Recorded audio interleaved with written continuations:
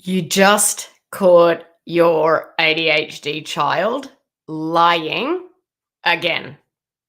Now what? Now, in this live training, we're talking all about why ADHD kids lie and what to do about it. And I want to ask you guys, does that sound familiar? I want to make sure that I am coming through okay. If you guys can hear me in the chat and you can see me, give me a wave, say hello. But I want to ask you guys, does it sound familiar? Does your child with ADHD lie? Like you ask your child about something, like point blank, and they look you right in the eye and then they lie. And then later you find that missing item in their backpack or the homework they claim to have finished stuffed at the bottom of the drawer. And you're welcome. Thank you. Your heart sinks because you know your child lied to you again. Now, if you're raising a child or a teen with ADHD, chances are you have been here more than once. And if you can relate, just give me a yes. I can see Jones, Party of Five, is saying yes. It's not just the lie that really stings, it's that feeling of betrayal, the confusion, the fear about what it could mean for their future.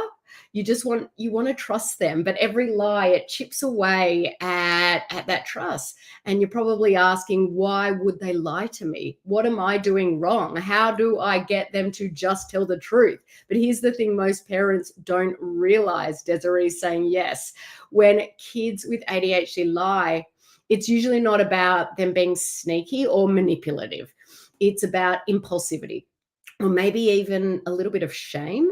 And it's about the way their brain handles time, memory, and stress. And so, what looks like lying is actually often a child's nervous system trying to avoid a meltdown, to protect their pride or deal with, a moment they just don't know how to handle. Now, it doesn't mean that lying's okay at all, but it does change how we respond as parents and how we help. So today we're going to talk about why lying is so common in kids with ADHD, what your child is and isn't trying to communicate, how to respond without shaming or power struggles, and how to actually shift that behavior with compassion, not control. Now, if you haven't met me before, I'm Dana K, board certified health and nutrition practitioner, but I'm also a mum of a child with ADHD. So I know what it's like to battle tricky behaviors with ADHD kids,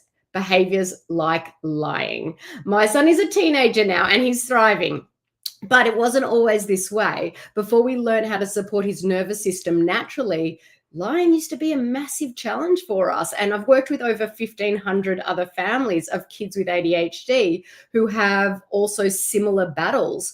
They've battled this and similar issues. So I understand how hard it can be. I also know, guys, there is hope and things can definitely improve. So let's dive into today's topic, lying and ADHD. So let's start with what's really going on underneath the lie. So your child lies, okay? It's easy to assume the worst, that they're being disrespectful, they're being disobedient, or even manipulative. But here's the truth. Most of the time, they're not lying at you. They're actually lying for themselves to protect themselves from embarrassment, from overwhelm, from getting in trouble or disappointing you. And so if we dig a bit deeper into why kids with ADHD often lie, first is that executive dysfunction. Executive function is what helps us plan ahead, remember things, think through consequences, and kids with ADHD often struggle in all of those areas. Now, they might generally forget that what they're supposed to do, and then that panic sets in when they're asked about it. They might not understand that lying now creates bigger consequences later, because their brain isn't wired for right now or for long-term thinking. So that lie often feels, to them like a quick escape, an escape route from the pressure or shame they're feeling. And on top of executive functioning challenges, there's that impulsivity. ADHD brains are wired to act first, think later. So when you ask, did you clean your room? And yes comes out before they even think, it is a reflex. It's not an intention. Now, if you then add in emotional dysregulation, kids with ADHD often feel things in a much bigger way than their peers. So if telling the truth means getting in trouble or feeling ashamed or feeling disappointment, they might lie just to avoid that crash. Again, it's totally not calculated, it's just protective. And finally, yes, so true, Desiree. And finally, kids with ADHD struggle with time blindness. Okay. You've probably heard this one before. I was going to do my homework. I just didn't realize it was already 5 o'clock. Now, for many kids with ADHD, time is either now or not now. Okay. They might mean to do it, but genuinely lost track of time. And then they lie to cover that gap. So is this a character issue? No. Lying is a symptom. Okay. It's not a moral failure. It's a reflex. And your child isn't trying to create conflict. They're trying to avoid it. And the good news is that with the right tools, that pattern can definitely change. So guys, let me know in the chat, is this making sense so far? Let me know if you've got any comments or any questions so far. I mean, I'm happy to answer them live.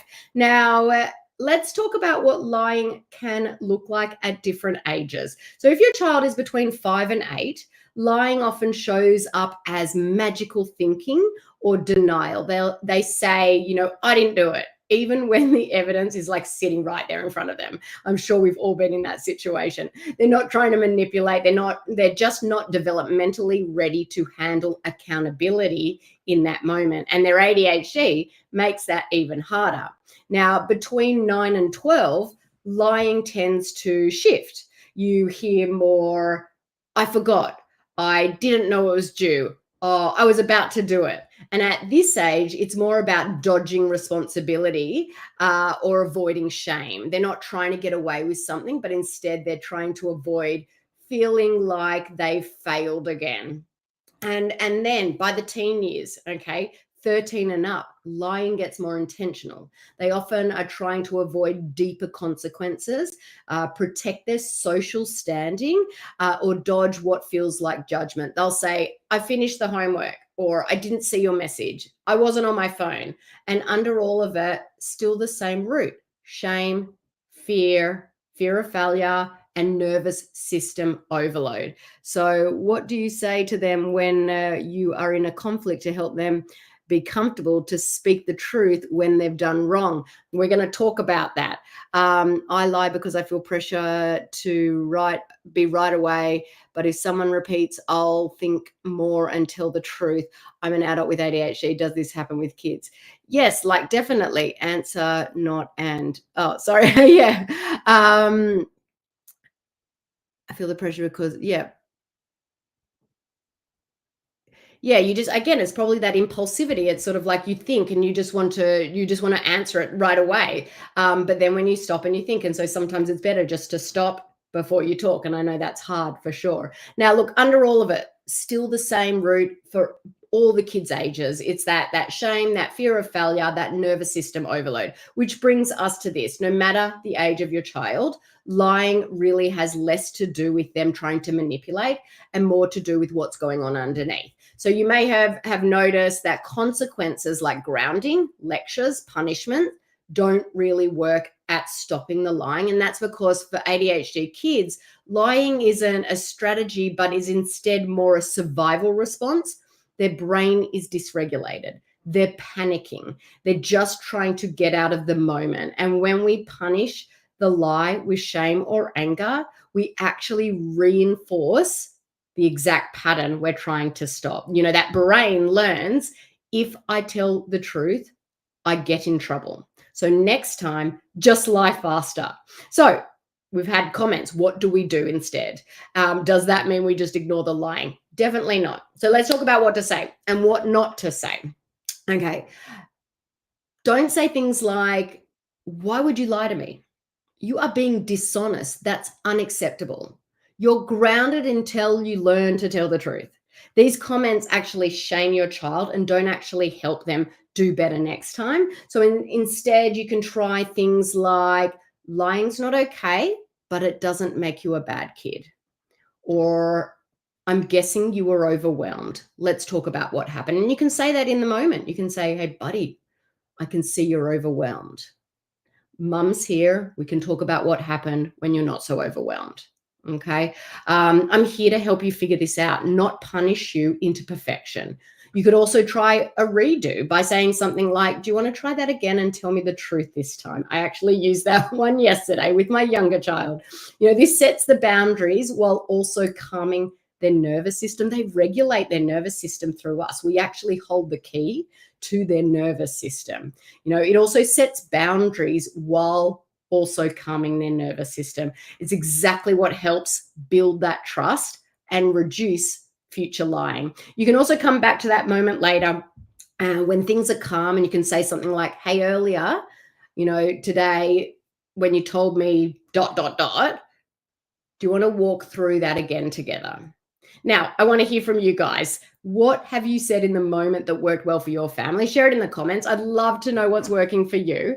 Now, I've just got a genuine question. How can you distinguish ADHD and autism? If possible, autism is not real obvious. Think sensory issues at random times, very good at school. So Liz, definitely want proper assessment. You want to get a neurodevelopmental psychiatrist and get to do a proper assessment of the whole spectrum of things, and they're the best to be able to diagnose the difference between the two. It is that spectrum disorder, and they can look a lot the same at the end of the day. And a lot of what I talk about here on this channel is all about how we can help our kiddos, whether they're ADHD or even on the autism scale, to reduce the inflammation in their body so their symptoms reduce. Will I be able to replay this so I may share with my husband? Yes, I will be able to. What's going to happen when I finish this, I will post it to my feed and you'll be able to watch it there. Okay. So now you might be wondering, okay, we've talked about how we can stop the lying. How do we prevent it before it starts? And this is a really good question, because if possible, we definitely want to do this. We all want to build a home where it feels safe to tell the truth. Okay. We want to normalize mistakes, praise honesty, especially when it's hard, and we can use calm, clear consequences without shame. You can say things like, everyone messes up. It's how we learn. And you're not in trouble for telling me the truth. I care more about how we move forward than what already happened. You want to catch them in the act of telling the truth and celebrate it 100%. And I know it's sometimes hard, and I know it doesn't feel right, but this is the best way to do it. You could say things like, that took courage, and I want to thank you. I'm proud of you for being honest. Or, you told the truth even when it was hard, and that's a really big deal. Another thing you can do is you can try role playing in low pressure moments. Pretend you're the teacher asking about missing homework, or practice telling the truth about something that was broken. And that way they rehearse honesty before it actually feels risky. And when lying does happen, don't panic. So instead of getting furious, get curious. You could ask, what were you feeling when that happened? What made telling the truth hard?